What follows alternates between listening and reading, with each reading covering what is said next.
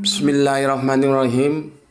Assalamualaikum warahmatullahi wabarakatuh. Ashadu an la ilaha illallah, ashadu anna Muhammad Rasulullah. Allahumma sholli ala sayyidina Muhammad wa ala ali sayyidina Muhammad kama sholaita ala sayyidina Ibrahim wa ala ali sayyidina Ibrahim bil alamina innaka hamidum majid. Pertama kali aku sampaikan seperti video tadi malam yang kalian sudah bisa saksikan, suaraku tidak seindah sebagaimana waktu-waktu yang lalu ya. Nampak orang Jawa bilang bindeng karena sedang kena flu ya. Dan saat ini pun aku lagi terkena flu ya. Jadi memang kondisinya agak terganggu kesehatannya. Dengan itu aku mohon maaf apabila suaranya atau tampilannya juga sedikit sedikit apa namanya sedikit bukan sedikit tambah sering ya, sering terbatuk-batuk. Oke. Tapi ya begitulah keadaannya. Dalam keadaan apapun berusaha kita melakukan yang terbaik dalam hidup ini, sehingga bila waktunya tiba nanti, karena seseorang juga akan mempunyai limit waktu ya, bagaimana supaya Gusti Allah ingkang Maha Agung itu memanggil kita dengan panggilan kasih sayangnya, hai nafsun mutmainah hirji'i. Kita sebetulnya merindukan itu ya. Wahai jiwa yang tenang, kembalilah. Kan? Ya, pada saat kita kembali ya, kita sedang dicatat dalam melakukan sesuatu yang baik, misalnya sedang ngaji ya, seperti kalian sedang ngaji. Walaupun itu virtual, seperti aku bertemu kalian virtual lewat kajian-kajian seperti ini, tapi itu tetap aja tercatat sebagai sesuatu yang baik. Oke. Mampir ngombe kali ini aku beri judul begini ya. Bila imanmu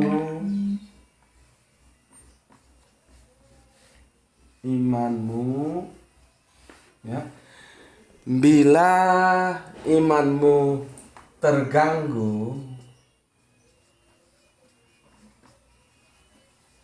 ya, bila imanmu terganggu, jangan lihat video kajianku. Ya, ini pesanku juga judul ya.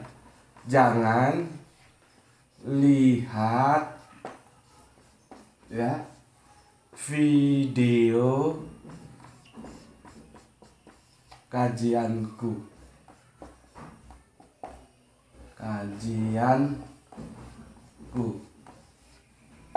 Ya.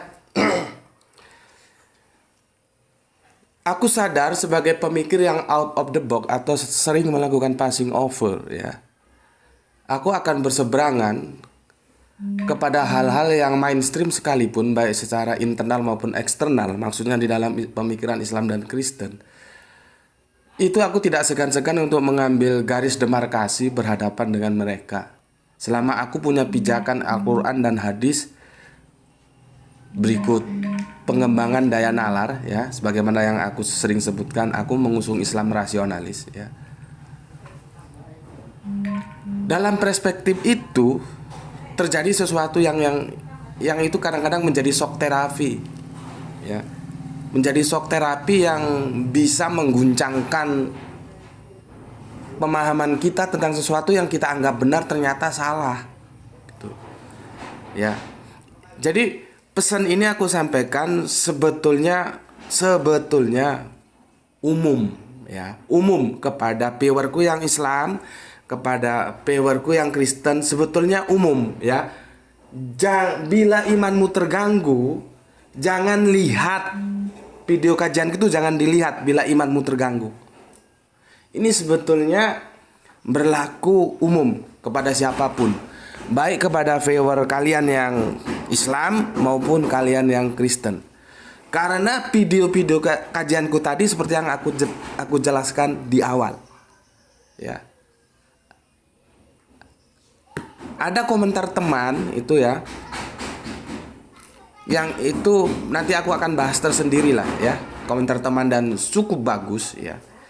Intinya memang aku sudah mengambil sebuah resiko untuk tidak populer ya, menentang arus, keluar dari keumuman ya. Itu bukan sesuatu yang mudah dilakukan oleh siapapun. Itu ada resiko-resiko yang harus dia tanggung. Di antaranya untuk tidak populer itu masih untung, bisa jadi kontraproduktif terhadap dirinya sendiri. Tetapi itulah sebuah resiko yang harus ditanggung dan aku sudah bayar lunas itu. Ya, seperti contohnya kenapa viewernya itu tidak atau belum seperti yang aku harapkan.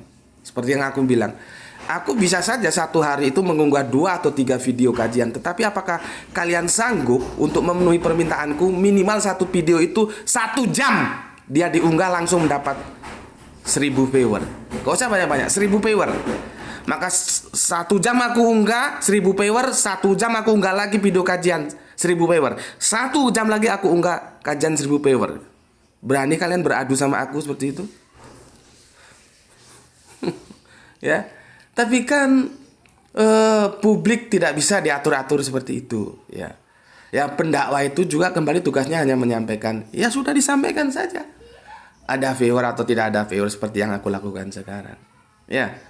Jadi seperti itu yang aku sampaikan secara umum, sebetulnya ini secara umum ya. Bila imanmu terganggu, jangan melihat video kajianku. Karena di sini memberdayakan logika, nalar. Ya, sesuatu yang tidak masuk akal ya, dia akan dibuang ke tong sampah dalam kajian-kajian ini. Nggak ngurus, harus berhadapan dengan siapapun aku nggak ngurus ya, karena aku tidak memberikan cek kosong samina waktona kepada siapapun kecuali kepada kanjeng nabiku. Itu harus kau catat ya.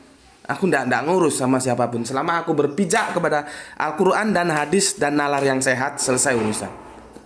Oke. Itu secara umum ya. Dan aku sudah sampaikan tadi, resiko yang aku tanggung itu sudah menjadi perhitungan dan aku siap menanggungnya ya. Untuk tidak populer misalnya. Tidak apa-apa ya. Tapi apakah aku tidak butuh populer? Ya jelas butuh dong. Munafik namanya kalau orang itu tidak butuh populer ya. Tapi kalau memang itu tidak harus bisa dicapai karena sebuah konsekuensi logis, ya kan ya tidak masalah. Oke, aku minum dulu. Bismillahirrahmanirrahim. Mampir ngombe, kita ngombe kopi. Untuk teman-teman viewer-viewerku tercinta ya, aku mohon maaf aku belum bisa memberikan atau membaca komen-komen kalian yang mulai tadi malam sudah mulai masuk karena aku sakit ya. Ini aku dikasarankan bawang ini, dicium-cium gini. Katanya bisa menghilangkan apa? Kalau flu itu apa, virus ya. Jadi aku mohon maaf aku belum sempat baca ya. Nanti aku baca dan aku akan perhatikan semua komen-komen kalian. Oke. Sebelum itu aku jelaskan dulu ya. Kemarin ada saudara kita dari Jakarta yang alhamdulillah kemarin aku dihadiahi 2 buah lagu yang berjudul Dari Terang Menuju Gelap itu ya. Dan videonya sudah aku unggah dan bagus sekali. Beliau adalah seorang pianis ya. Guru pianis. Ya. Sayang aku belum punya sempat waktu untuk mengcover lagu itu ya. Satu saat sebetulnya ingin juga sih ya. Lagunya bagus gitu. Kita sebut saja Mas itu sebagai Mas H gitu ya. Kemarin beliaunya pesan 2 buku. Sebetulnya sih bukan 2 buku, tapi aku kasih 2 buku aja lah ya. Pesan buku gitu. Kemarin yang aku kirim ini Mas ya. Ini aku jelaskan dulu satu-satu bukunya ya. Nih, buku ini judulnya Bible Menjanjikan Islam, Benang Merah Agama Samawi. Ya. Buku ini inilah buku yang aku bilang kemarin itu ya. Sudah aku tulis, tetapi aku belum sempat mengadakan editing untuk kesempurnaan yang lebih bagus lagi. Jadi buku ini sangat sederhana, Mas. Logika berpikirnya juga sederhana ya. Kalau untuk orang-orang awam gampang dimengerti lah. Dan buku ini sengaja dicetak seperti ini ya. Jadi tidak seperti mana umumnya begini kan. Seperti ini ya, seperti ini. Karena apa? Karena buku ini dicetak oleh kelompok dakwahku, yaitu kelompok dakwah Arimatea. Nah, di sini ada logo Forum Dakwah Arimatea ya. Dan itu pun atas sumbangan seorang Agnia. Agnia itu kalau teman-teman Kristen tidak tahu, orang yang berharta lah, orang kaya begitu ya, yang telah mengambil sebuah bagian dalam dakwah dengan memberikan atau mendanai pencetakan buku ini ya. Dan tentunya buku ini tidak dicetak secara massal, dia tercetak terbatas. Dan ini pun sudah tinggal sisa-sisanya, ini sudah habis ini ya. Ini sisa-sisanya. Dan kenapa dicetak begini? Karena ini dulu kita bikin sebagai souvenir, maka dia tidak begini ya. Jadi dia begini. Karena ini memang souvenir ya. Maka kita doakan kepada Bapak yang telah menyisihkan sebagian rezekinya untuk membantu percetakan buku ini ya. Beliau seorang dokter ahli bedah.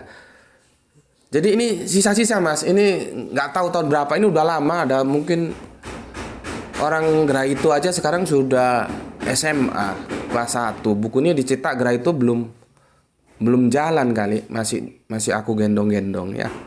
Ini bukunya ya. Jadi aku ulangi lagi, judulnya Bible Menjanjikan Islam, Benang Merah Agama Samawi. Dan ini sempat dibedah di salah satu kampus terkenal di Malang ya, dengan pembedahnya beberapa pendeta dari Surabaya dan dari Malang sini sendiri. Videonya waktu itu belum gandrung video sih ya, jadi nggak tahu sempat diabadikan atau tidak dengan teman-teman. Kalau ada suara-suara dok ya mohon dimaklumi ya, ini tetangga sedang bikin rumah ya, mau bagaimana lagi. Oke, coba kasih tunjuk Dok, bukunya Nih. Kasih covernya, kasih tunjuk gini ya. Ya berapa detik gitu. Kasih tunjuk terus.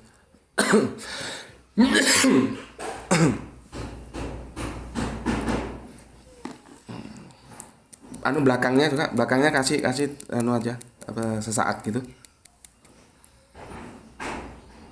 Oke. Ya. Nah. Oke, ini buku pertamaku ya. Buku pertamaku. Ini buku keduaku ya. Ini judulnya, tajuknya Domba Hilang yang Kembali Pulang. Judul ini diberikan oleh seseorang yang menjadi sesepuh kami yang ada di cabang Arimatea Samarinda, Pak Haji H ya. Pak Haji H yang memberikan judul ini, Domba Hilang yang Kembali Pulang. Aku dikasih judul, menurutku bagus sekali ya, sudahlah aku pakai daripada aku sibuk-sibuk repot-repot cari judul ya. Domba Hilang yang Kembali Pulang. Ini nggak salah berseling beberapa tahun aja ya, nggak lama kok, mungkin 1-2 tahun lah selingannya ini ya.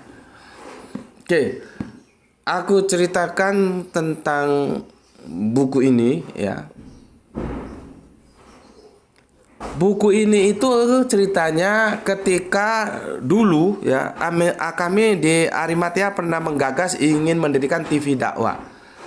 Untuk itu kami mengadakan kajian-kajian ya, baik itu di komunitas sosial, komunitas pondok pesantren dan sebagainya ya.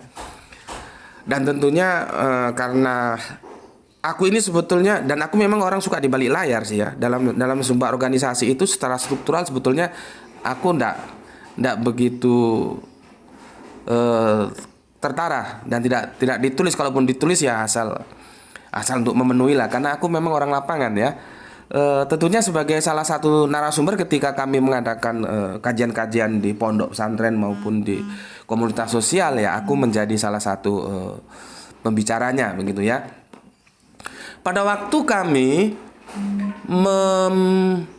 memberikan kajian itu dalam rangka pengumpulan dana untuk pendirian TV dakwah Arimatea, ada 3 orang guru dengan membawa salah satu muridnya ingin ketemu Arimatea, dan oleh teman-teman Arimatea disuruh tunggu sejenak, dan akhirnya teman-teman Arimatea memanggil aku. Intinya bahwa murid mereka inilah sesuatu yang harus kita juga beri hormat kepada para guru yang peduli dengan akidah siswanya. Pada waktu itu sang siswa ini kalau tidak kelas 2, kelas berapa ya? Kelas 2 atau kelas 3 SMA gitu ya. Mohon dikoreksi kalau salah nanti ya. Dan beliaunya alhamdulillah sekarang sudah eksis, bahkan menjadi ustadz sekarang. Kita tahu bahwa kebijakan presiden yang lalu itu kan begini. Apabila ada 10 mahasiswa atau bukan mahasiswa dong ya, masih sekolah. Apabila ada 10 ini bawaan flu nih, jadi salah ngomong. Ambilan tisu deh. maaf sekali lagi, maaf batuk ya. Bismillahirrahmanirrahim. Batuk tapi kopi jalan terus ya. Sudah menjadi sahabat itu apa? Sahabat setia. Aduh, oke.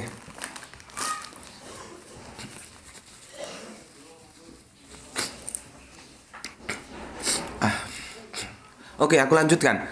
Dulu kebijakan presiden kita, apabila dalam sebuah sekolah ada 10 siswa beragama A, maka sekolah tersebut diwajibkan untuk mendatangkan guru agama tersebut. Dan aku kira itu bagus, aku setuju gitu ya. Aku setuju. Kalaupun nanti ada side effect, itu ternyata side effect yang bisa dibicarakan dalam format yang tersendiri ya. Artinya jangan side effect itu menjadikan sesuatu yang sudah dicanangkan bagus ini dimentahkan kembali, itu maksudku. Side effect-nya itu begini. Ternyata siswa yang diajukan ke aku ini, ke Arimatea ini, itu sudah murtad. Dan itu murtad beberapa lama gitu ya. Ditangani gurunya nggak mempan, ditangani keluarganya yang keluarganya juga bisa dikatakan tokoh ya, tokoh Islam ya, salah satu komunitas Islam gitu, sebut begitu, juga tidak mempan. Jadi intinya ketika dihandle oleh guru dan berikut keluarga sudah angkat tangan, anaknya murtad sudah, dan akhirnya ketemulah dengan kami di Arimatea, khususnya dengan aku. Maka setelah diketemukan itu, aku bilang, apakah siap untuk mengadakan diskusi gitu? Dia bilang siap. Oke, kalau gitu kita janji kapan kita ketemu ya. Oke gitu. Karena begini, sejauh apapun seseorang itu murtad, ketika dia siap diajak diskusi untuk mengembangkan rasionalitas yang dimiliki, ada sebuah keoptimisan untukku bisa mengembalikan akidahnya kembali kepada Islam. Kenapa aku bisa bicara begini? Ya karena pengalaman. Aku di lapangan kan tidak sekali dua kali ngurusin orang murtad. Kalian bisa lihat lah apa itu lembaga dakwah Forum Arimatea. Jargonnya menyampaikan Islam mencegah pemurtadan. Ya orang-orangnya ya meskipun ada yang tampilannya seperti ustadz, yang cakep, yang orang kalau lihat aja wah ini keren ini gitu ya. Tapi yang amburadul seperti aku ini, kalau dianggap amburadul ya tidak masalah. Ya juga ada ya, khususnya aku gitu ya. Tapi kami konsis dan lembaga kami lembaga yang non funding. Jadi tidak ada yang membiayai kami dari kantong kami sendiri, sehingga kami bebas untuk mengaktualisasikan dakwah kami. Tidak harus diatur-atur oleh apapun gitu. Ya. Dan akhirnya sesuai kesepakatan itu kami melaksanakan diskusi itu lama, tidak mungkin ada hampir 1 tahun. Tentunya pertamanya kita planning setiap 1 minggu sekali, tapi akhirnya planningnya berantakan. Artinya tidak harus 1 minggu sekali, kapan aku bisa saja, karena memang ya kan yang aku harus uruskan juga ada ya. Sebagai pula kepala keluarga punya tanggung jawab terhadap keluarga ya. Ada waktu-waktu yang aku harus ngopenin mereka kan ya, anakku, istriku ya. Tidak full untuk dakwah saja, harusnya berbagai waktu aku kan. Nah, akhirnya kapan sempat aja, kapan sempat datang dakwah, kapan sempat datang dakwah, kapan sempat datang dakwah. Jadi aku yang ke rumah si siswa ini yang itu berjalan sekitar 1 tahunan ya. Dan alhamdulillah segala puji bagi Allah ya. Akhirnya beliaunya yang sekarang sudah, dulu kan sudah SMA, baru sekarang sudah dewasa ya, sekarang sudah jadi ustadz ya, hafal hadis Al-Quran ya, kembali bersahadat. Alhamdulillah kembali bersahadat ya. Lalu apa sih kesalahan dari teman-teman bapak, ibu, bapaknya, gurunya itu nggak bisa mengembalikan siswa ini yang murtad? Ya karena metodologinya salah. Kita tidak bisa mengembalikan orang yang murtad dengan Al-Quran, nggak bisa.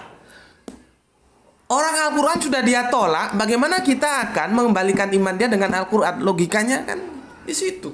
Jadi logika yang benar ya, kalau kita mengembalikan orang yang murtad itu dengan Bible. Mana Bible Bapak leh?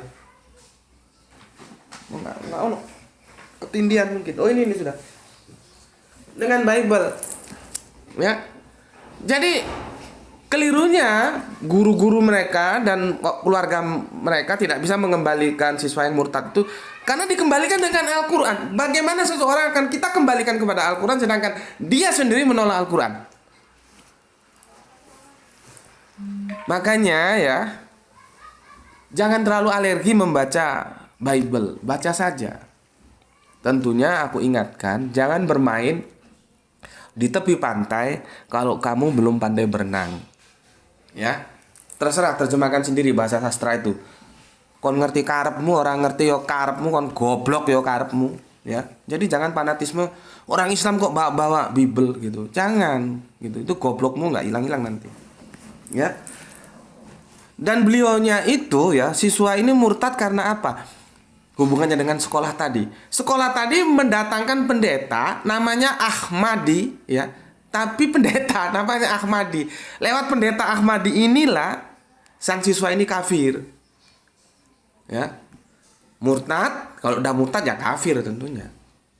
Tapi alhamdulillah seperti yang aku ceritakan, kita bisa kembalikan lagi ya. Dan akhirnya semua diskusi-diskusi itu aku bukukan dalam buku ini. Maka tidak terlalu tidak sesuatu yang terlalu harus aku pikirkan ketika aku dikasih judul sama sesepuh dari Arematea, Pak Haji H itu, aku kasih judul Domba Hilang yang Kembali Pulang. Ya, ini bukunya ya. Ini ada komentar. Deh, kasih tahu deh bukunya. Ini covernya ini ya pada waktu itu tahun-tahun yang sebegituan. Aku minta dikoperkan teman, tapi diambilkan koper itu sepertinya itu koper dari internet ya. Ya nggak masalah lah, yang adanya memang begitu ya. Aku juga dulu masih awam apa itu internet, apa itu nggak ngerti lah ya. Ketika minta bantuan teman dikasih koper itu ya sudah diterima saja.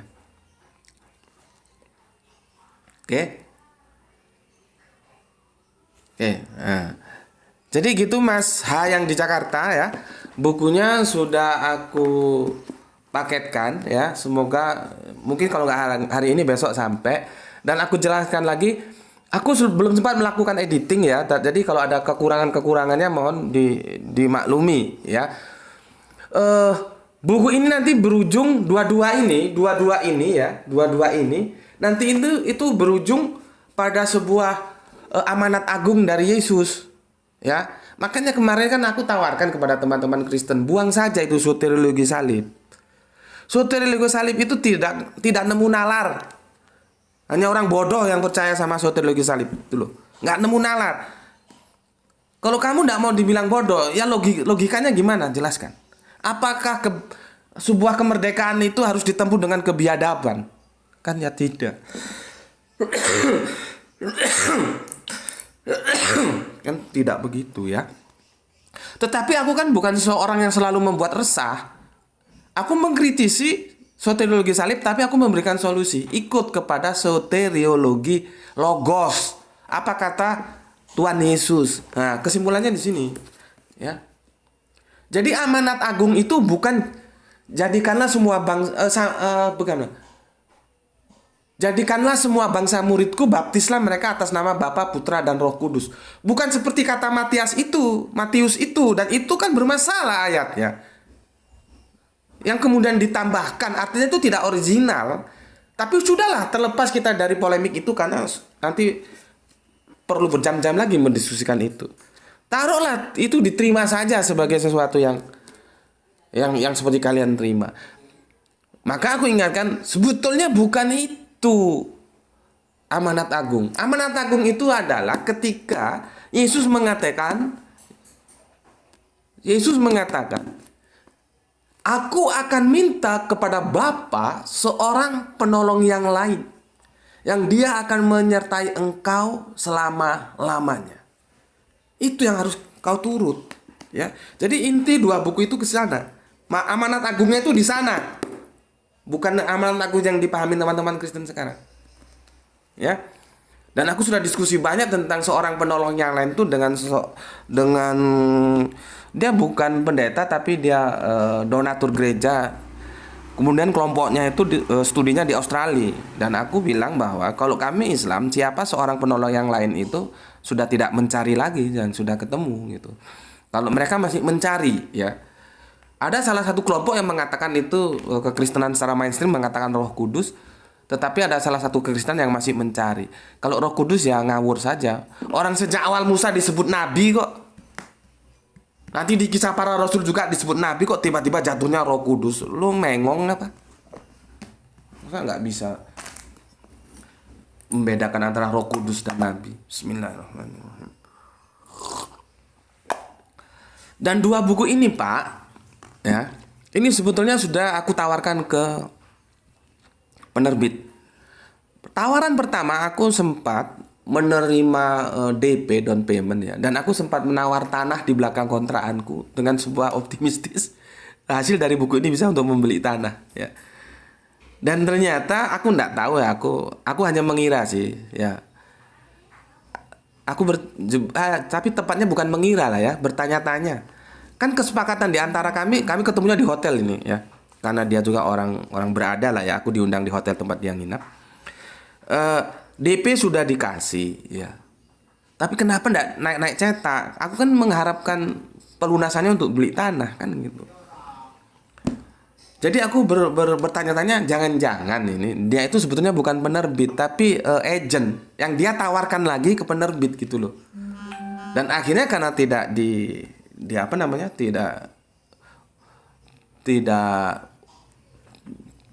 tidak diterbitkan gitu loh, ya. Dan aku selalu menagih, akhirnya sama beliaunya diputuskan secara sepihak, ya sudahlah gitu, ya. Dan berikutnya dalam suatu pameran buku aku tawarkan lagi.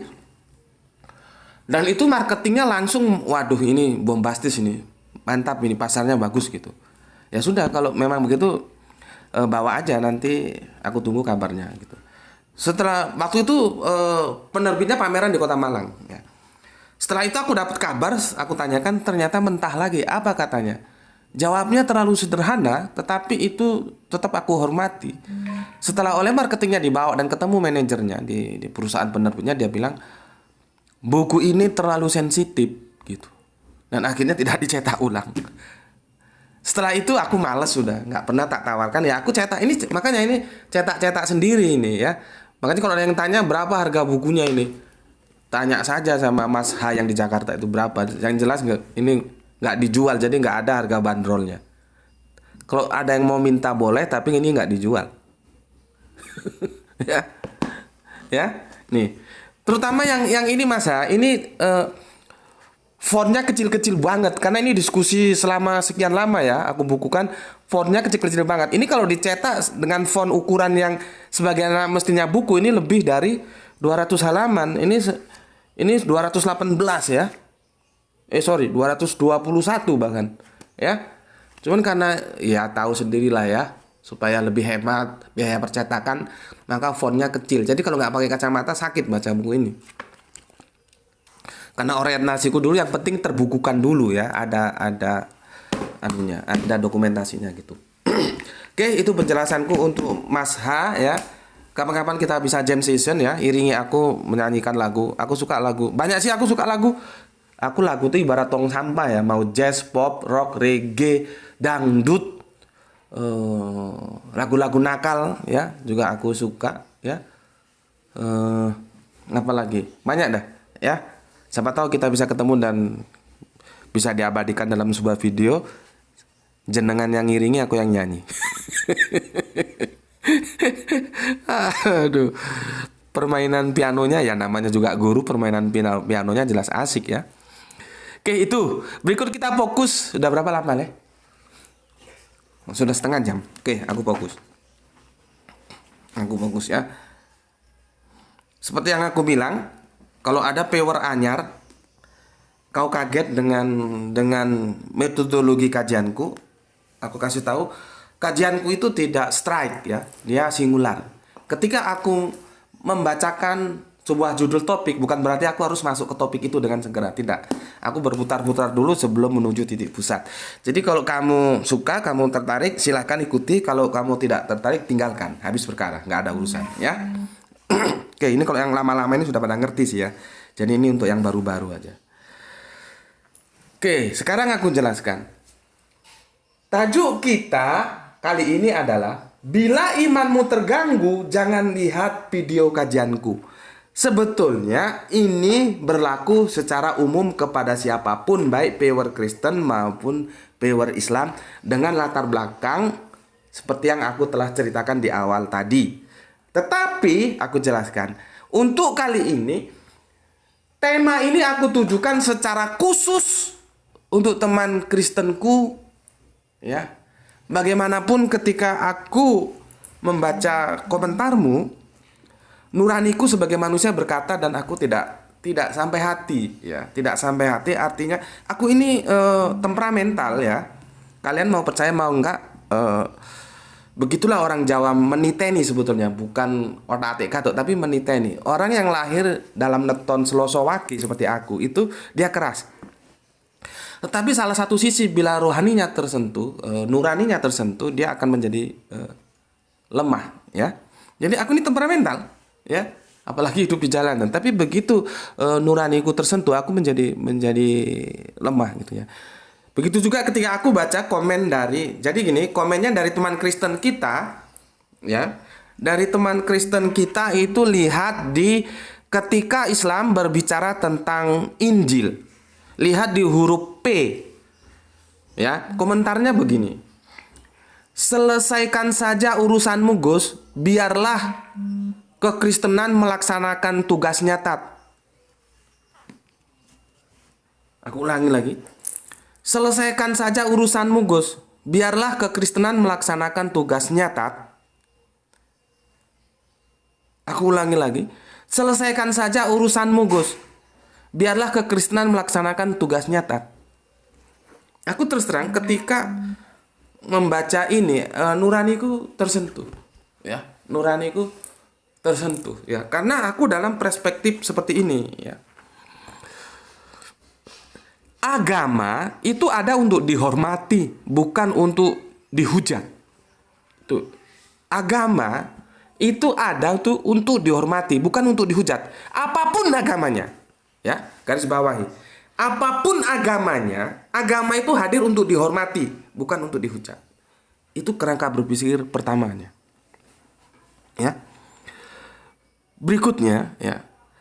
Dalam YouTube kajian-kajianku ya, lewat channel ini tentunya, aku itu memaparkan kajian dalam komparasi teologis, perspektifnya itu akademis, yang secara intelektual ya siap dipertanggungjawabkan. Ya. Kamu perhatikan dulu kata-kataku, ya. Secara intelektual siap dipertanggungjawabkan. Secara apa? Intelektual, ya. Secara intelektual, ya, siap dipertanggungjawabkan. Kan aku sudah berkali-kali, kalau ada yang nggak terima masalah keberatan dan mau mengadakan diskusi, ya silakan saja digelar diskusinya di mana, di kampus apa, dan itu harus di darat. Aku nggak mau di virtual, ya. Itu syarat dari aku, ya. Jadi siap dipertanggungjawabkan ya secara akademik, ya. Jadi tidak ada tujuan mencampuri, apalagi merendahkan iman dari agama apapun. Tidak ada. Tidak ada, ya. Tidak ada. Tujuan aku bikin video ini pertama itu untuk dakwah. Dan dakwah itu, ini kadang-kadang teman-teman Islam juga goblok-goblok ini. Ya. Nggak pada tahu. Maka ngomong sama takmir-takmir masjidmu. Ya. Bahwa dakwah kristologi itu merupakan hal yang penting di dalam Islam. Coba kamu lihat sejarah hijrah itu. Kemana pertama kali kita hijrah? Kita hijrah pertama kali itu ke Ethiopia. Dan di sana Islam diterima dengan mesra oleh sebuah kekuasaan yang itu di bawah naungan Kristen. Raja Najasyi. Ini harus tahu. Di sanalah Kang Mas Ja'far yang merupakan putra dan pamannya Kanjeng Nabi berdialog menjelaskan Islam bagaimana, terus bagaimana cara pandang Islam terhadap kekristenan. Dialog kalau sudah lintas agama, yang satu Islam yang satu Kristen, itu berarti komparasi dan di sana berbicara tentang kristologi. Sekarang aku mau tanya, kamu temuin ada satu masjid di negeri ini yang dia meluangkan waktu, nggak usah banyak-banyak lah, 10% ada dari 100% yang dia miliki untuk menggelar kajian yang itu khusus tentang kristologi. Pernah ada nggak? Coba. Pernah ada nggak? Kan semua terbuai hanya Islam. Tidak ada satupun kristologi itu yang menjadi bahan kajian secara akademik. Nggak usah banyak-banyak, nggak usah. 10% aja waktu disisihkan. Kenapa bisa begitu? Karena para takmir juga blow on semua. Dia tidak melihat sejarah bahwa kristologi itu juga sebuah modal yang bisa kita gunakan untuk berdakwah seperti mana yang telah aku lakukan. Itu loh.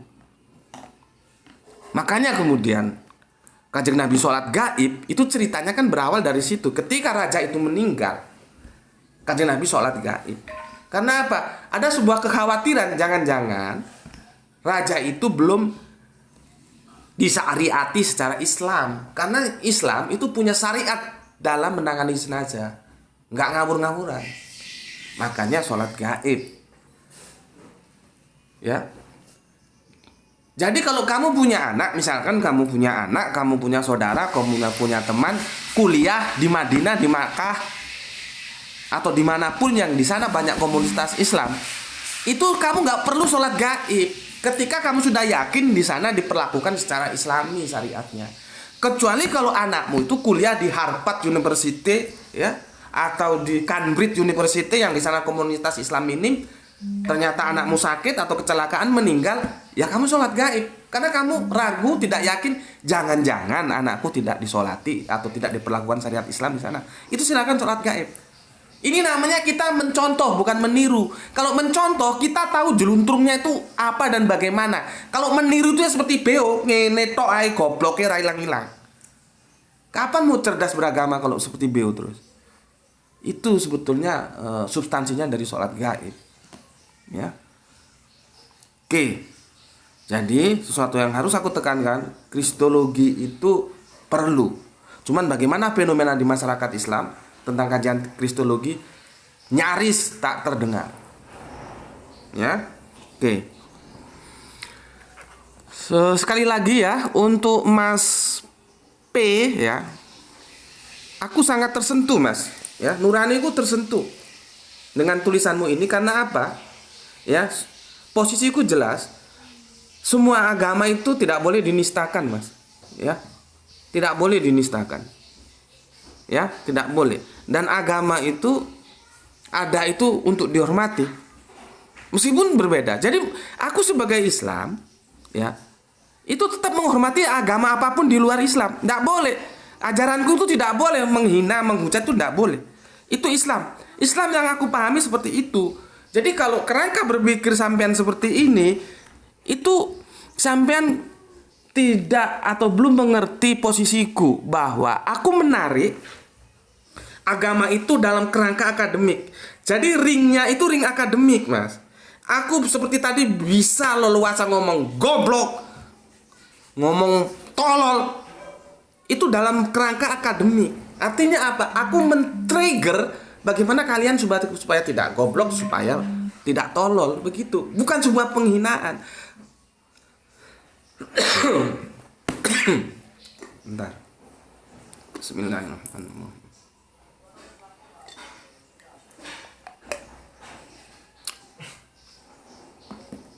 Di mana dalam kerangka berpikir akademik itu rasionalitas, nalar, otak itu diutamakan di atas segalanya. Gitu loh. Ya. Makanya kalau kalian lihat di akhir dari videoku itu yang hitam itu tulisannya penutupnya itu kan sudah diberi penjelasan. Itu sebagai koridor, sebagai ring, ya, pembatas. Apapun yang ada dalam video itu hanya dibicarakan dalam perspektif akademik, bukan aplikatif di lapangan, bukan.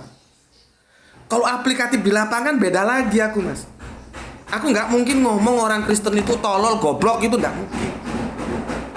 Aku nggak mungkin orang yang sudah dijelaskan berkali-kali nggak ngerti juga itu blow on tuh nggak mungkin.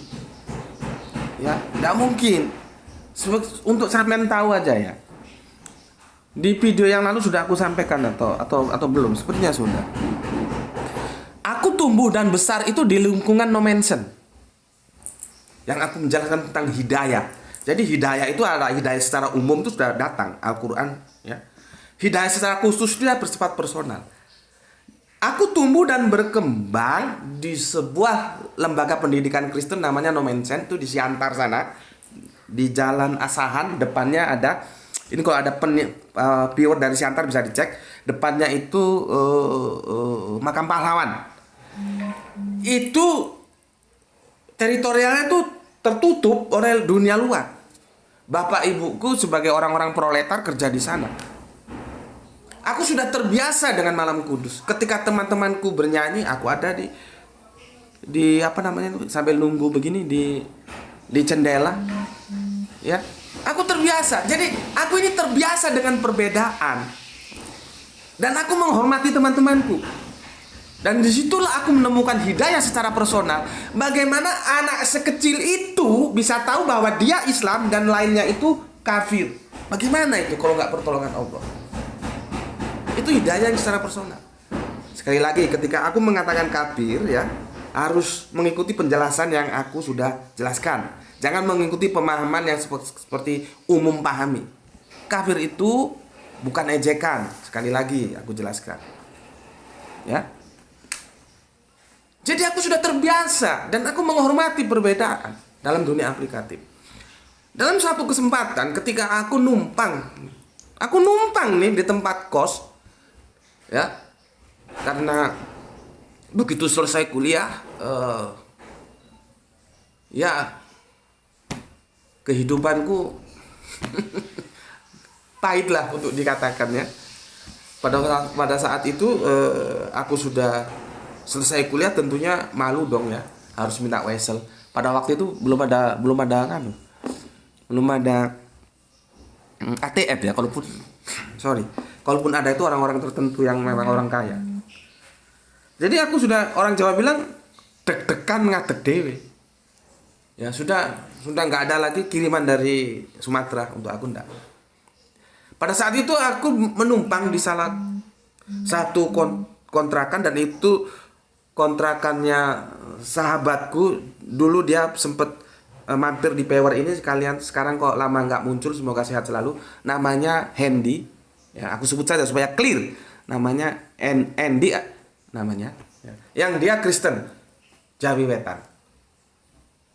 Jadi dalam satu kontrakan, dalam satu kamar, aku yang Islam bareng dengan satu kamar temanku Hendy yang Kristen. Hendy ini kerjanya di hotel. Pada waktu aku masih gelandangan. Kerja di hotel itu ada tiga shipan lah. 3 shipan itu. Ketika dia masuk shift malam, itu pagi itu sudah pulang dia sekitar jam 6 itu langsung tidur. Ketika hari Minggu dia tertidur itu selimutnya aku tarik. Ya, selimutnya aku tarik, kakinya aku seret. Apa yang aku bilang? Ayo kamu ke gereja. Coba. Aku suruh dia ke gereja. Ya. Karena apa? Aku ngajari dia sebuah pilihan itu ada konsekuensinya. Kalau kamu sudah memilih Kristen ya kamu ke gereja. Kalau kamu sudah memilih Islam ya kamu ke masjid. Jangan cocotmu cangkemmu itu Kristen tapi nggak ke gereja, cocotmu cangkemmu Islam tapi kamu nggak ke masjid. Itu aku nggak suka. Jadi jangan pura-pura, aku nggak ada pura-pura bagiku. Merah-merah, putih-putih, hitam-hitam. Jangan merah campur putih campur hitam jadi abu-abu, nggak ada.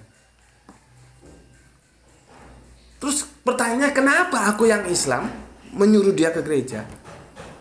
Dan kalau dia tidak punya uang, dia pinjam, aku kasih uang untuk ojek. Pertanyaannya kenapa aku sampai sebegitunya? Ya itulah yang aku bilang.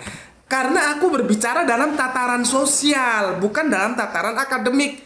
Kalau aku ditanya dalam tataran akademik, dia itu orang apa? Maka aku jawab, dia itu kafir. Gitu loh. Tapi ketika dalam tataran sosial, aku harus memberi hormat terhadap pilihan-pilihan orang-orang yang ada di sekitar.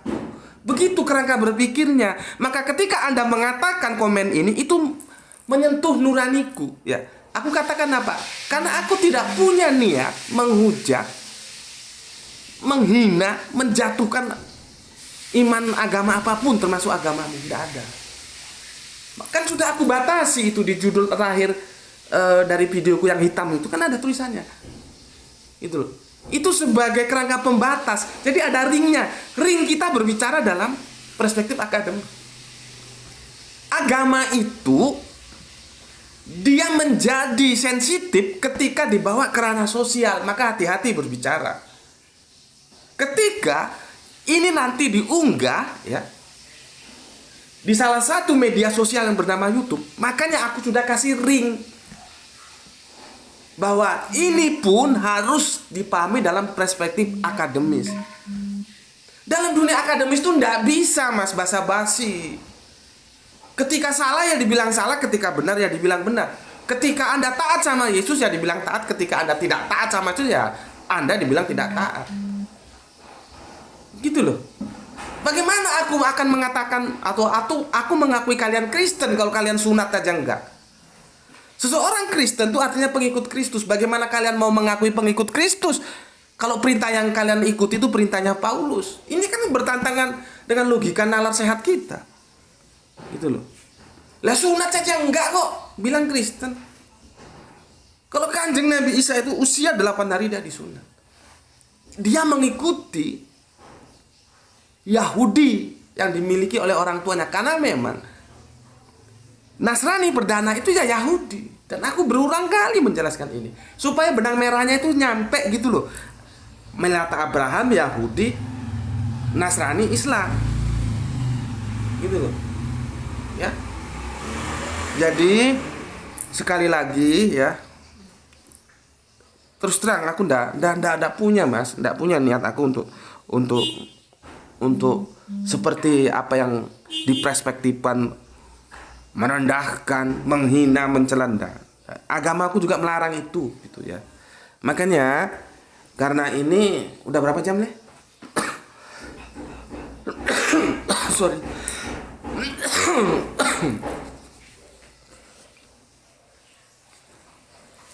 Sorry ya, aku belum sempat baca komen-komen kalian, aku lagi terganggu kesehatan.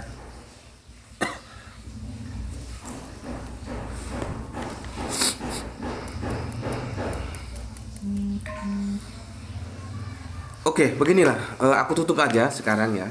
Untuk masku, saudaraku, aku nggak tahu. Makanya ini di dunia sosial itu agak rancu. Aku mau panggil apa ini? Apa dia di bawah usia aku, seusia dengan aku, atau di atasku? Repot.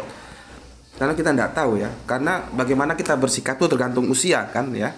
Yang tua dihormati, yang tua mengasihi kan begitu ya. Tapi udahlah, aku panggil Mas aja lah ya. Untuk Mas P ya, enggak Mas, aku tidak punya tujuan untuk menghina, menghujat atau mengapapun gitu. Oke, sebagai penutup gini aja Mas ya. Dan ini meskipun yang menjadi pembicaraan itu Mas P, tapi berlaku untuk Kristen, teman Kristen yang lain lah ya. Begini, apabila imanmu terganggu ya, maka keluar saja. Jangan melihat video kajianku ya. Karena enggak bisa Mas.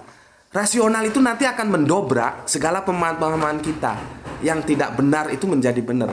Di sana terjadi pertarungan antara dogma dan logika. Tidak bisa. Aku kasihan sama kalian juga ya. Meskipun aku sudah berkali-kali ingatkan, kajian ini tidak memaksa, hanya menawarkan. Kalau Anda setuju ambil, kalau tidak tinggalkan gitu. Tapi itu sebenarnya belum cukup untuk kalian pahami. Maka aku katakan, sudahlah. Kalau imanmu terganggu lewat kajian-kajianku, tinggalkan saja, gak usah ditonton. Ya. Dan sekali lagi, aku tidak pernah punya niat untuk mendiskreditkan agama apapun. Karena agama itu lahir harus dihormati terlepas apapun pilihan agamanya. Itu dari Gus Meti. Sampai ketemu lagi di mampir ngombe berikutnya. Assalamualaikum warahmatullahi wabarakatuh. Alhamdulillahirabbil alamin.